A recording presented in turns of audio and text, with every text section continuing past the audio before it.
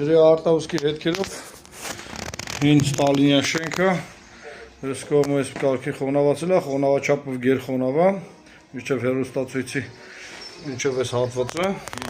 ջերմատեսիլը հետևյալն է ֆիքսում, հարևանի տունը հետևը խոհանոցն է, բայց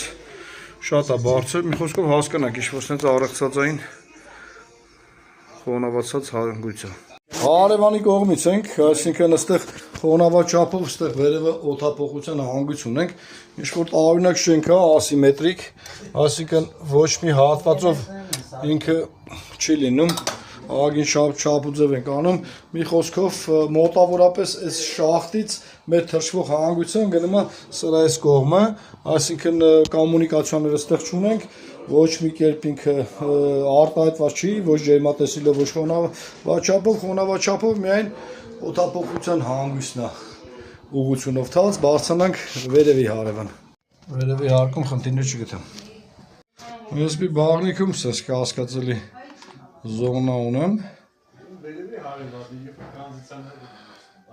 բայց մենակ ջերմատեսիլը չի, որ տես կասկածները հարուցում, այլ խոնավաչափով, այսինքն ըստ բարձրության, ամբողջովին գերխոնավ է, այսինքն կարծում եմ, որ այստեղ ինչ-որ մի խոսքով հավաքաշարը ճշմարտ եմ։ Տասիրովկեքի ավասն եմ անում արդեն, ծաղրի վերորոշումը ավեցի, հասկանանք։ Շշումներ տալով սառը ջրից է հոսքեր, այսինքն վինտիլից էլի ուղղորդած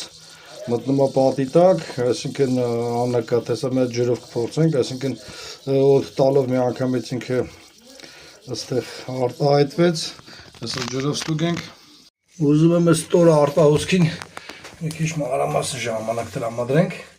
այսինքն հիմա այդ կաթոցը իսկ բավականին ինտենսիվ լցվում է պատի մեջ, ուղղակի որ հասկանաք, տեսեք ինչ ինտենսիվություն ունի, ու սա ոչ թե հոսում է ներքև, այլ լցվում սալիկի տակ։